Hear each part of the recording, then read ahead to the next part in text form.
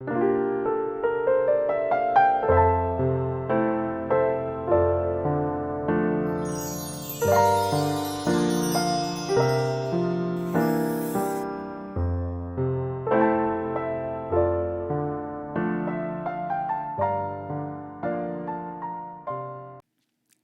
5장 1절에서 17절까지 말씀을 우리 교독합니다.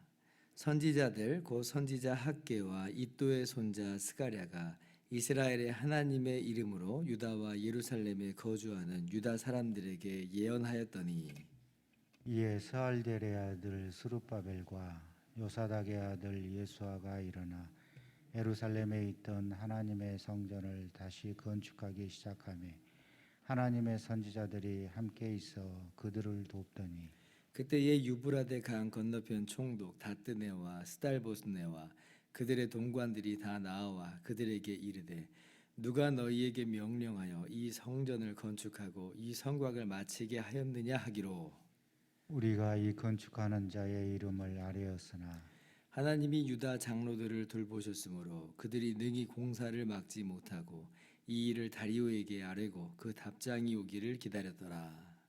유브라데 강 건너편 총독 다뜨네와 스달보스네와 그들의 동관인 유브라데 강 건너편 아바삭 사람이 다리오 왕에게 올린 글의 초본은 이러하니라. 그 글에 일렀으되, 다리오 왕은 평안하옵소서. 왕께 아뢰옵나이다.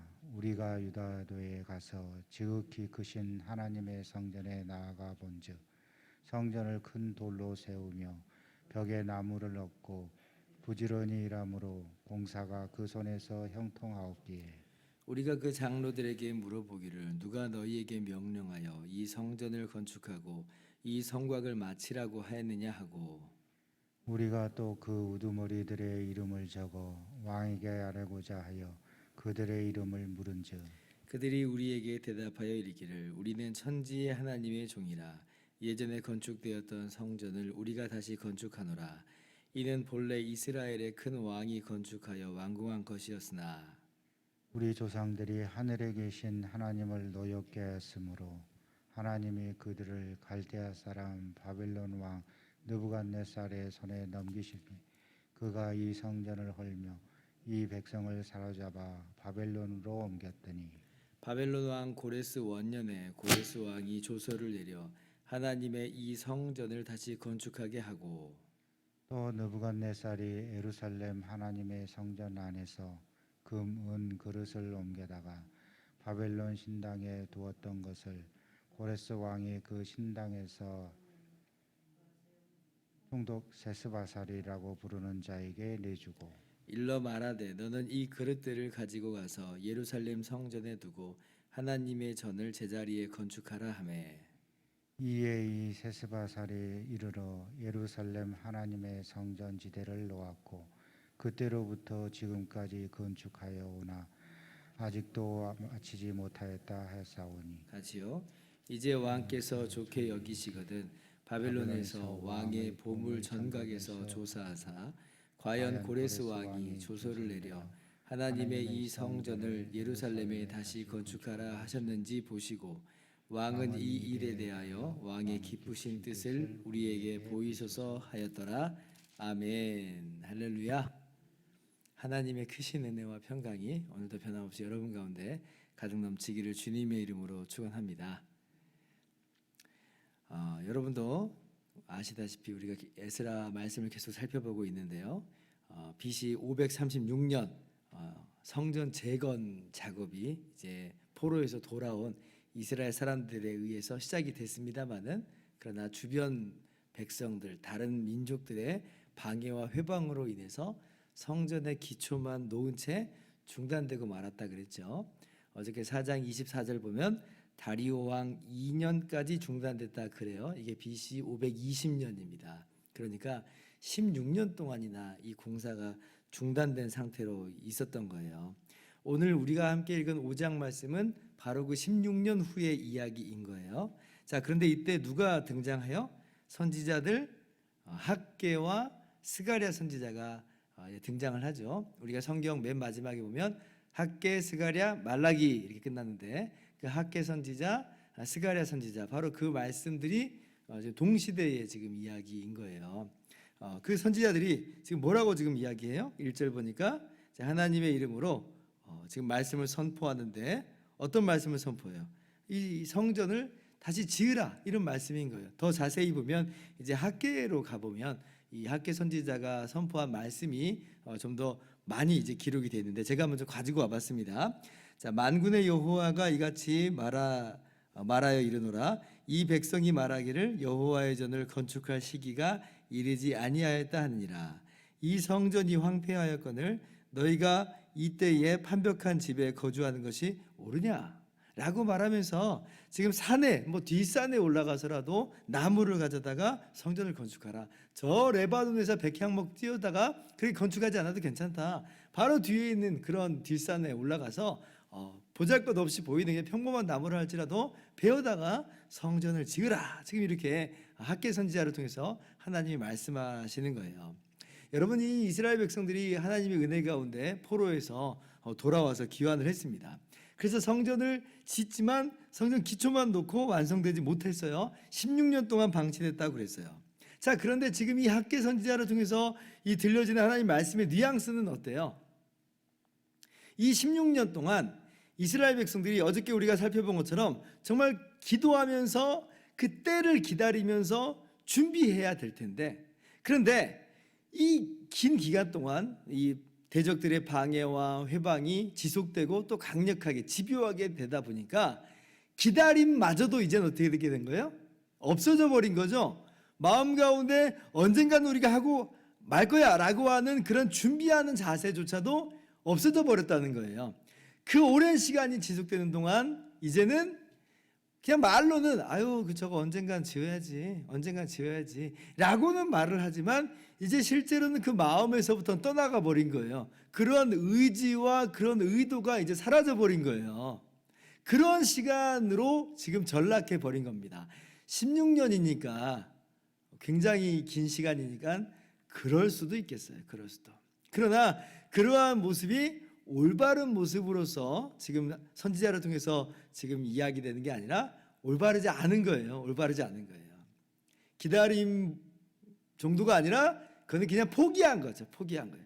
자포자기로 너희가 지금 전락해 버렸다는 거예요. 그러니까 다시 마음을 붙들고 마음을 새롭게 해서 하나님의 성전을 지으라라고 말씀하고 계셨던 거죠. 자, 그러니까 백성들이 반응이 어때요? 오늘 2절 보니까 이해하죠. 하나님 말씀을 딱 들었어요. 딱 말씀을 듣고 나서 그 마음에 움직임이 왔어요. 그 마음에 반응이 이제 있게 됐어요. 그래서 지금 백성 지도자로부터 모든 백성들이 다시 하나님의 성전을 그 기초만 놓았던 것을 재건하는 그런 모습으로 우리가 말씀을 우리가 찾아볼 수가 있습니다. 예전의 상황하고 바뀐 건 없잖아요. 학개하고 스가랴 선지자가 지금 이야기했다 뿐이지 지금 주변 상황이 뭐가 바뀐 거 있어요? 이방 다른 주변 민족들도 그대로 있죠. 그들의 방해와 그들의 해방. 지금 당장 3절 말씀 보니까 지금 관리들이 지금 찾아와 가지고 물어보잖아요. 지금 이거 누가 지금 이거 지으라고 했어요? 이거 아니에요. 지금 분위기가 이름 대세요. 제일 무서운 게 뭐예요?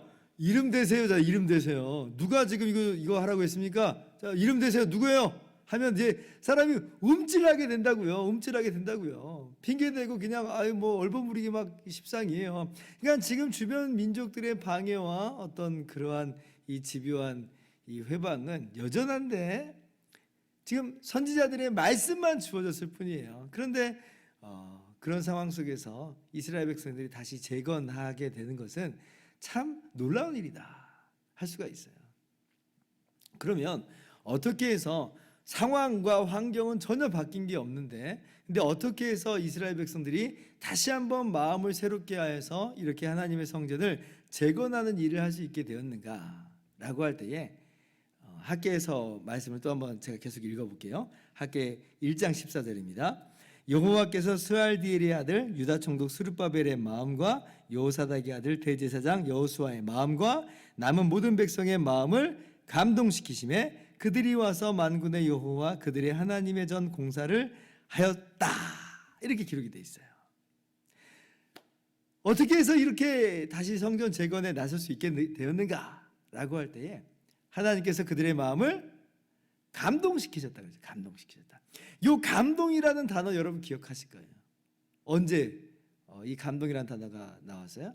하나님께서 고레스 왕의 마음을 감동시키시매.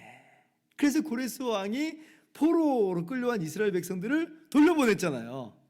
그러니까 그 칙령을 들은 이스라엘 백성들의 마음이 1장 5절에 감동되었다. 하나님이 그들의 마음을 감동시키셔서 그래서 지금 뭐 1500km나 넘는 이 돌아가는 길, 고국으로 가는 길 마다하지 않고 지금 돌아온 거예요. 하나님의 감동케 하시는 역사가 있었거든요. 똑같은 단어예요. 똑같은 단어.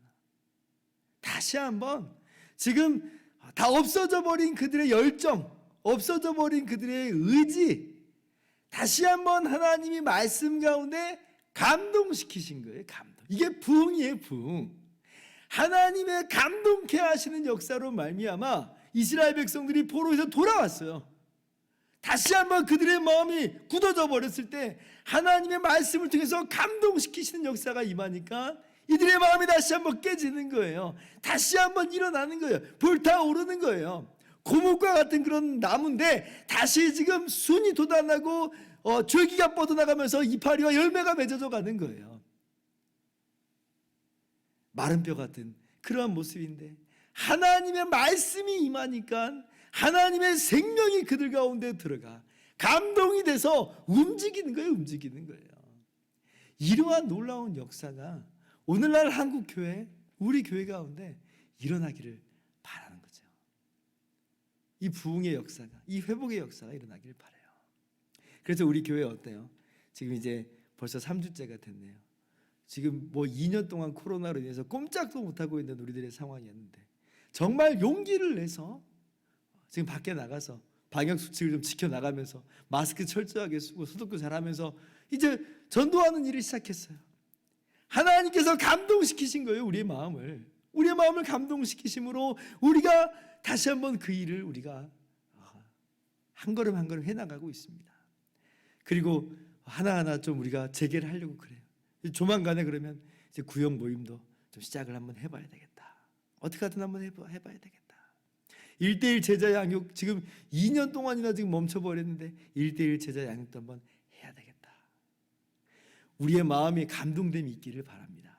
2년 동안 안 했으니까 에이 뭘 또 그런 걸 굳이 하려고 그래요. 2년 동안 안 하니까 참 편하더만요.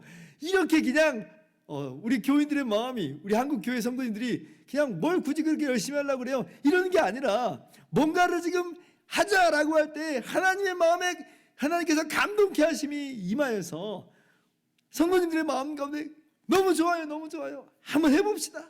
이러한 불길이 우리 교회뿐만 아니라 우리 한국 교회 가운데 일어나기를 바랍니다. 그로 말미암아 하나님의 그 무너진 그 성전이 재건되는 것과도 같이 교회 공동체가 예배 공동체가 다시 한번 견고하게 세고 교회 공동체가 견고하게 세워지면서 그렇게 하나님의 나라가 이 땅 가운데 충만하게 임하고 확장되는 놀라운 역사가 있기를 바라요. 생명의 삶이 왜 에스라를 지금 이때 지금 함께 나누는가? 난데없이 왜 에스라인가? 이런 생각을 좀 해봤는데 근데 에스라 말씀을 묵상하면서 계속 다가오는 마음은 뭐냐면 이제는 재건할 때다. 지금은 부흥의 때다. 부흥의 때. 하나님 우리의 마음을 감동시켜 주십시오. 이러한 마음으로 오늘도 우리가 기도로 나아가기를 바라고 그로 말미암아 하나님의 거룩한 이 교회 공동체가 그리스도의 성전 되신 그 성전 안에서 함께 성전된 우리가 함께 지어져가는 놀라운 역사가 있기를 우리가 그렇게 기도하면서 나아갈 수 있기를 주님의 이름으로 축원합니다. 기도하겠습니다.